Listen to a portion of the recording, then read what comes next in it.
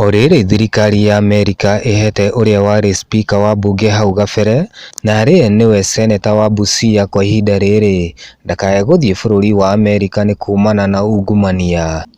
Ũmũthĩ uma mũthenya wa mwanya mũno kũrĩ bũrũri nĩamu EACC kana rũhonge rwa gũthũrima ũhoro wĩgiĩ ungumania gũkũ bũrũri-inĩ nĩrũgũtabanĩtie igongona kũrĩa rĩkũrekagĩrĩria riboti ya ungumania ya mwaka wa 2018. In terms of perceived most corrupt ministries or unethical ministries, if you like, the Ministry of Interior and National Coordination was still leading by 47.5%, and this probably is because they are also the basic unit of service delivery and Kenyans interact with them at all levels. Gũkũ rũhonge rwa wandĩkithia wa andũ rũgĩtongoria harĩ ungumania.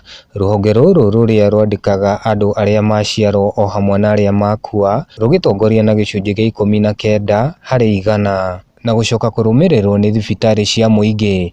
Oho rũhonge rwa wandĩkithia wa andũ nĩ rũkĩrĩirwo nĩ kumana na ndeto ĩno ya ungumania na mũthia andũ makauga rũticokaga kũmahingĩria mabataro mao. Calling on all Kenyans to support the fight against corruption. We are also calling for continued support of the government and the development partners to support the war on corruption.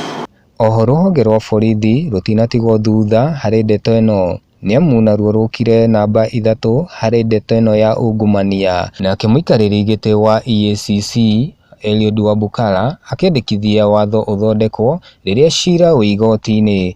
Gũkũ nake mũikarĩri wa maũndũ ma watho David Tom akauga nĩ wega Akenya manyitanĩre harĩ ndeto ĩno ya kũhũra ungumania. We want to see that corruption cases have timeline so that a case does not go on until all the witnesses die and then it becomes not interesting at all. And therefore, we are asking the lawmakers to put this into law. Ikurehera riboti ĩyo na mohoro mũkũiko rĩakwa njĩtagwo Joe Kariuki wa Wangũi.